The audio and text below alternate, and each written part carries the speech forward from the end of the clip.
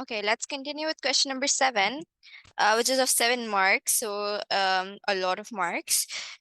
Okay, so first, the sum of the first two terms of the geometric sequence is 15, and the sum of infinity is this. So let's write down the formulas of these two so we are familiar with what's going on.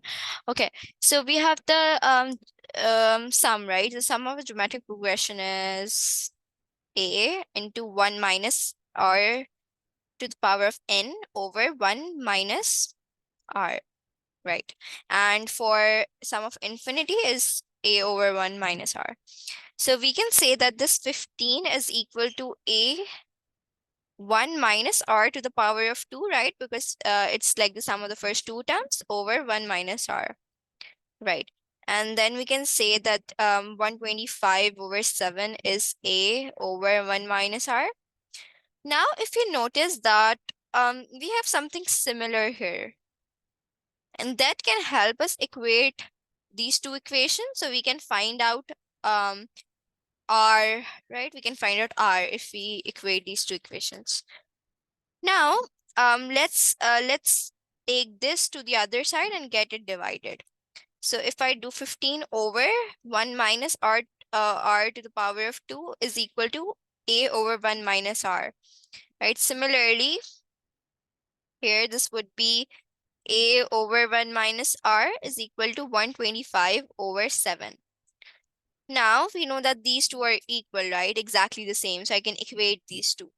So I can equate these two right here. So, yep.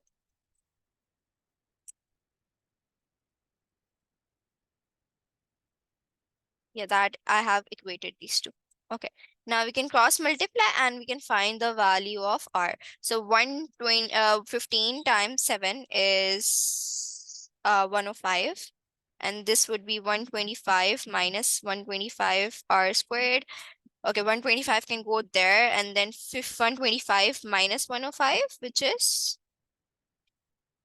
125 minus 105 is 20.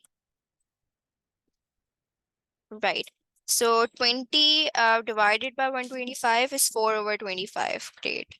Now we can take square root on both the sides. Okay, and now it is, so it's plus minus 2 over 5, right? This is going to be, r is going to be plus minus 2 over 5. And let's see what they said in the question. They said that the common ratio of the progression is negative. So we know that the r is negative here. So that's going to be minus 2 over 5. Okay, find the third term of the progression. So for the third term of the progression, we'll need a and we'll need r, right? That, because that is how you find the third term of the progression. So let's find out a, right? So we know we can use this formula right here, right? We can use this formula right here to find out a. So we know r is minus 2 over 5, so that would be 7 over 5. So 1 minus 2 over 5 is 7 over 5. So it's a 7 over 5 is equal to this, and cross multiply. So yeah, that would be 175 is equal to 7a. So 175 divided by 7 is 25. So our a is 25. Now to find out the third term, we can do a, which is 25 times minus 2 over 5 and n minus 1, right? So, n is 3, right? Because we have to find the third term. We have to find the third term. So 3 minus 1 is just 2. Right? So 2. So if we figure out the third term, we will get 4. So our third term is 4, okay? That's it.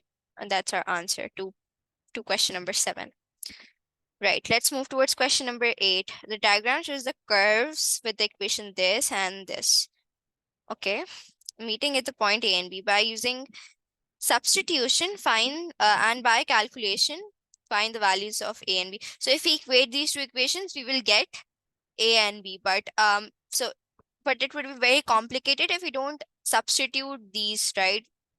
So let's so as they have already hinted us in the question that we have to use substitution here. So wherever we have 2x minus 3, we can substitute it with u. So the first equation would be u square plus 1, and the second equation we can say is y is equal to 2 times u to the power of 4. So these are the two equations, so we can substitute them. So we can equate them. Sorry. So u square plus 1 is equal to 2u to the power of 4. So 2u to the power of 4 minus u square plus 1 is equal to 0. Right. Now the thing is, it's we can say that it's a disguised quadratics, right? We can say that it's a disguised quadratics. So let u square be y, right? So we can substitute where we have u square as y, so that would be 2y squared minus y plus 1 is equal to 0. We can figure out now because we have a quadratic equation now and we know very well how to solve a quadratic equation. So that would be um 2 minus 1 plus 1, right? Okay, so oh yeah, I made a small mistake here. It should be minus here. Okay, minus. So this is 1 and so u minus 1 and 2u plus 1 is equal to 0. Not u, sorry, y. Y. Y and y. Right. So we know that y is u square, right? So we can say that, so we know y here is 1 or minus 1 over 2.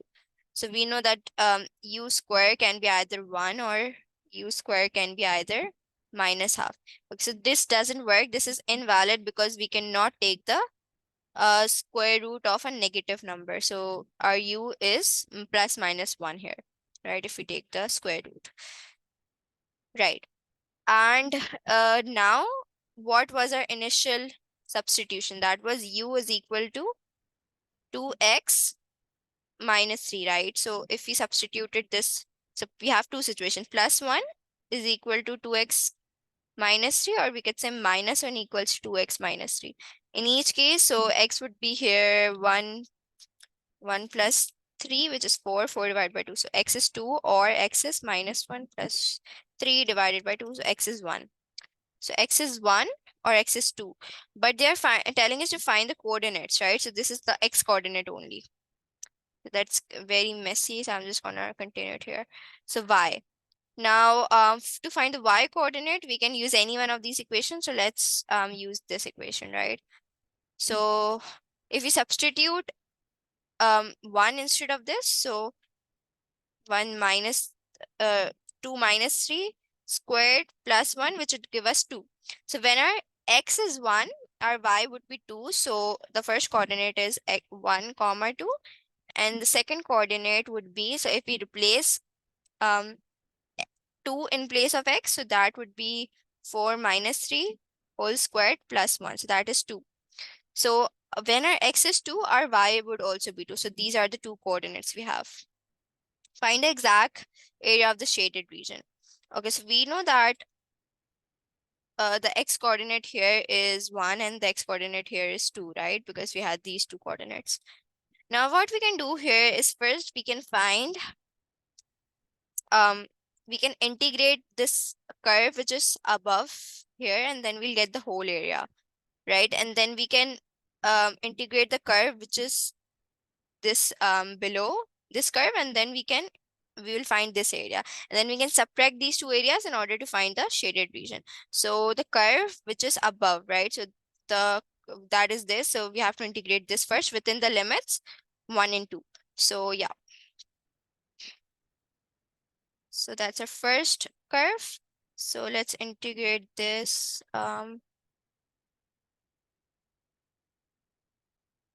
Okay, let's integrate this. So when we integrate, so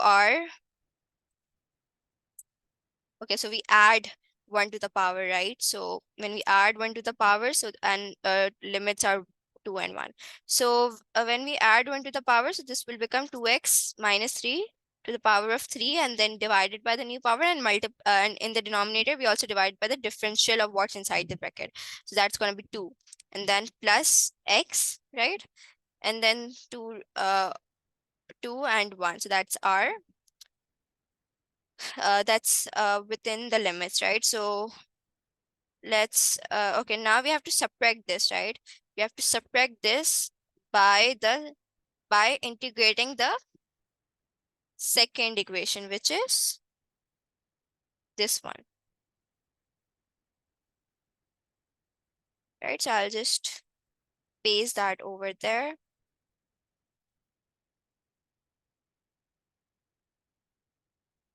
Okay, so yeah, same thing. So it's gonna be minus, and then so we add 1 to the power, so that's gonna be 5, and then divide by the new power, multiply with the differential, which is 2 again. So yeah, in the limits 2 and 1. So what we can do here is now the lower limit minus the upper limit, right? So if you're doing the lower limit minus the upper limit, that would be so let's put the value as 2 here, right? The value of x is 2. So if we substitute 2 as the value of x, we will get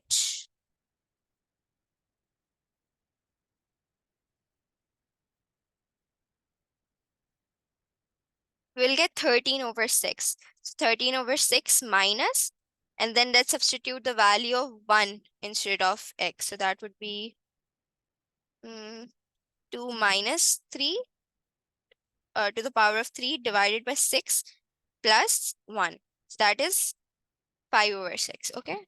So that's our the area of the first the area under the curve which is above, right? And then the curve which is below this initial curve.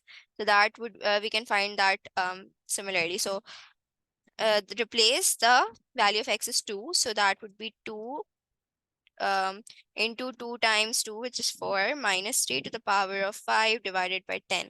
So 1 over 5, and then minus the lower limit. So we can substitute the value of x as 1. So 2 minus 3 to the power of 5 divided by 10. So that is minus 1 over 5, right? So that is the whole thing.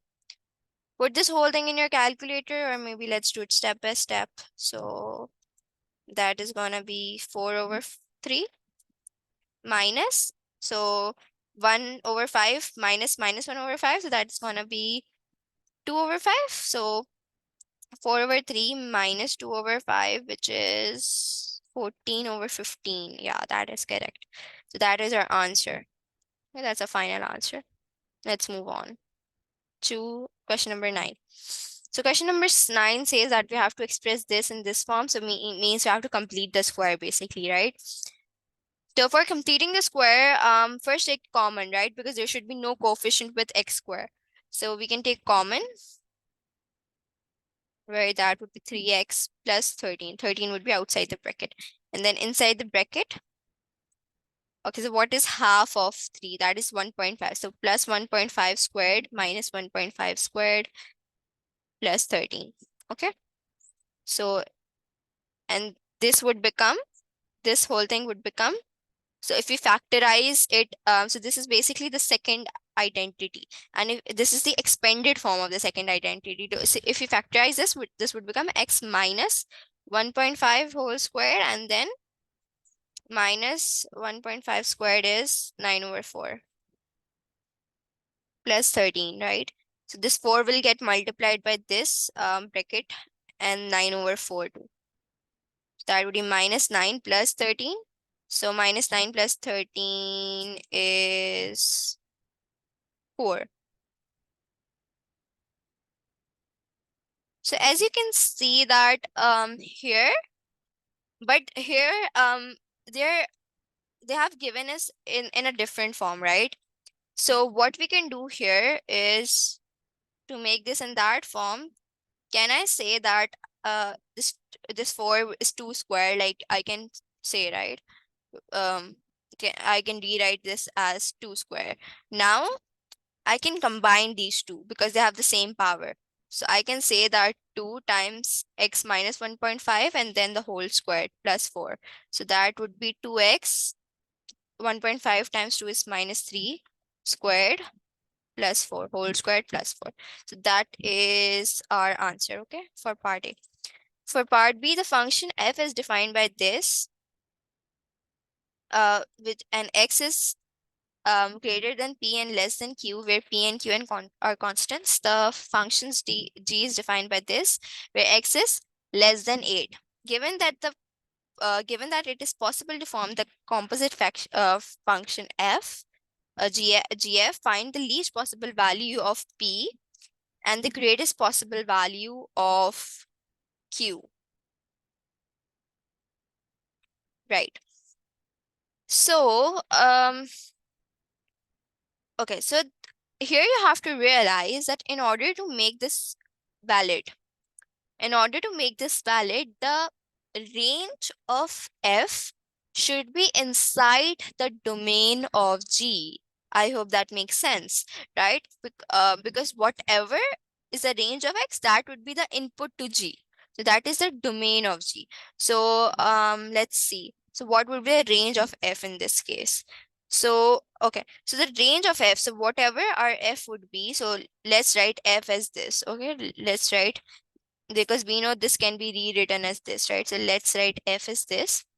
So we know whatever this would give us, this should be less than 8, right? Because that is a domain of G, right? So yeah, now um now we can solve this. So this would be 4, and then we can take under root on both the sides, right? So that would be 2x minus 3 plus minus 2, right?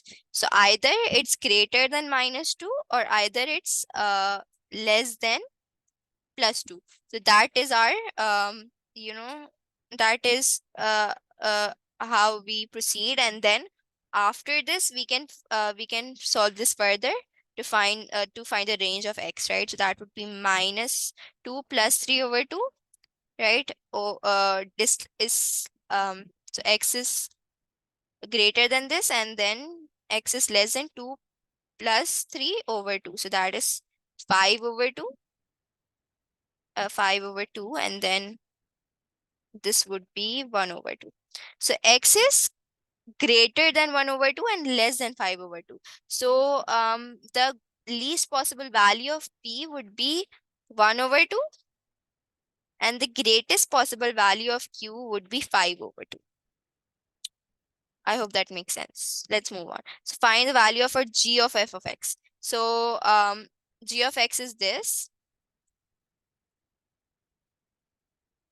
right? So inside this x, so this x would be replaced by your f of x. So your f of x was this, right?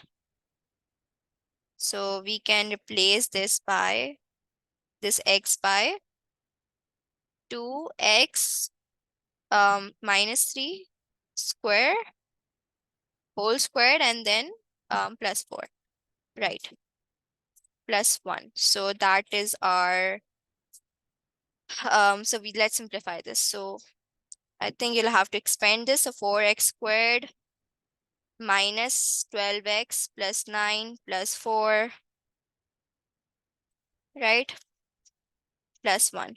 So this would be 12x squared, and then minus 12 times 3 is minus 36x. Then this is 13. So 13 times 3 is 39, and 39 plus 39 plus 1, so which is 40, right? So I can write this as 40.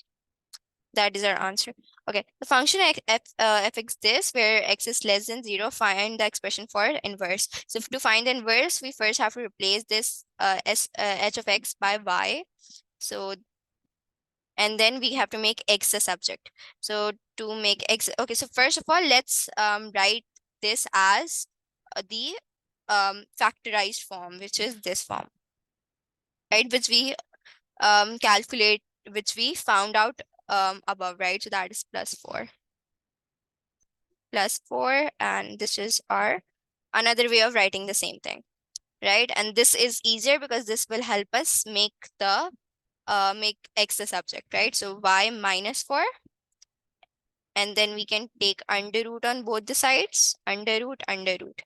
Now this would be plus minus this, and then our 3 can go on that side and then divided by 2. Now the thing is, as we know that our that here our x is less than 0. So which means our sign here would be minus, okay? It cannot be plus because that would give us a x which is greater than 0. So yeah, so let me just replace this x by h inverse of x. And then that could be 3 minus this. And then this y would be replaced with x and over 2. That is our answer.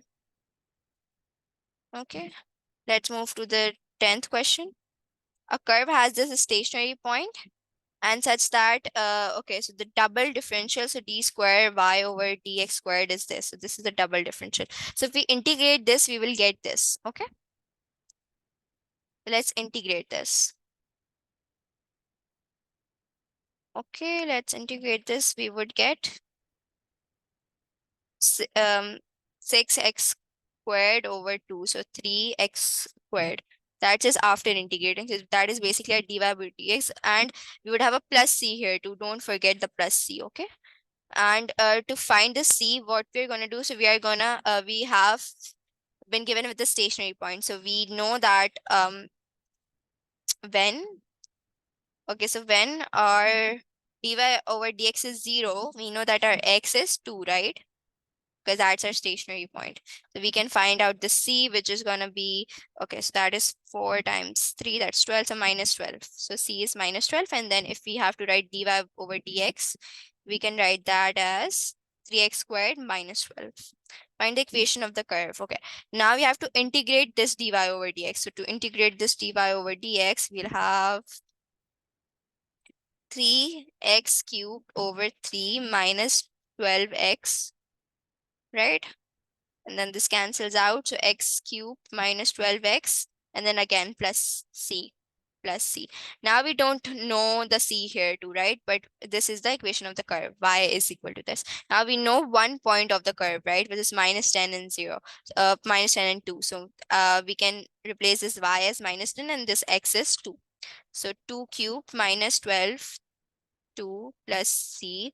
So that is going to be 8. Okay, so this is minus 16, and if it goes on the other side, it will be plus 16. So our c is basically 6. So our equation of the curve would be y is equal to x cubed minus 12x plus 6, okay? This is 6. Okay, find the coordinates of the other stationary point and determine its nature. So to find the coordinates of the other stationary point, we know that our dy over dx would be 0. So this is our dy over dx, and we know this is gonna be 0, right? So let's copy this.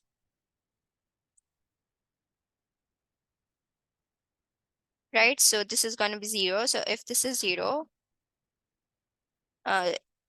so we can take under root on both the sides. So right, so 12 over, that's 2, right? That's 4, and then the under root of 4 is plus minus 2. So we'll get plus minus 2. Now we are already given with one stationary point, which is 2, right? But the other stationary point is basically minus 2, right?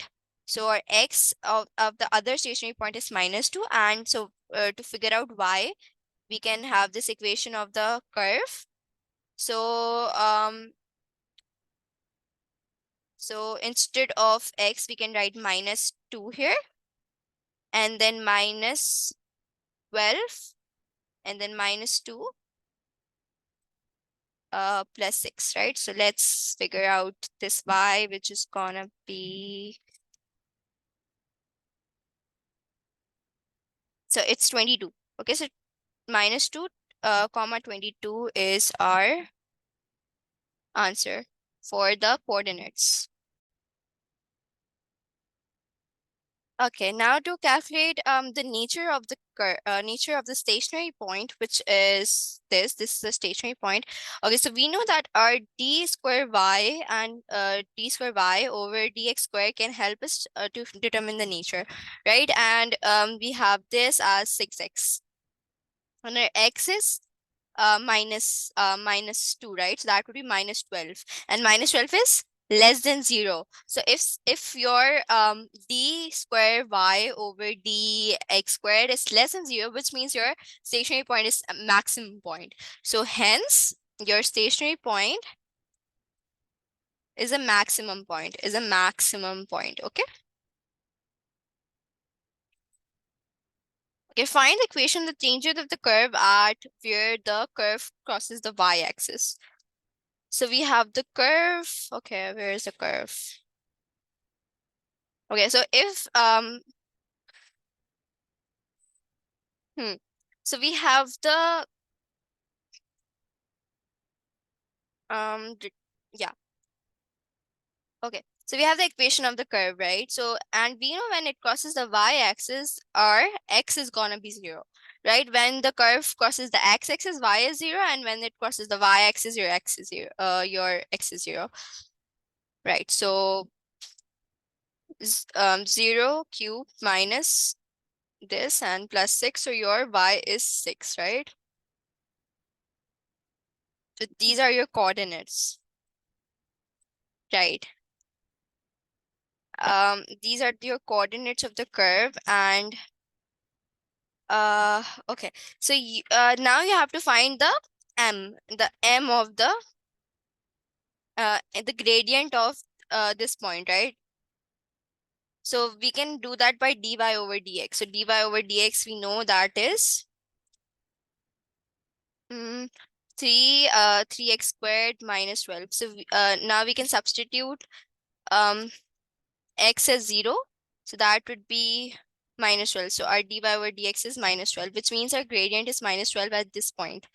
And if our gradient is minus 12, so and gradient is minus 12, so we can use just y minus y1. So y minus 6 is this is a gradient, right? And x minus x1.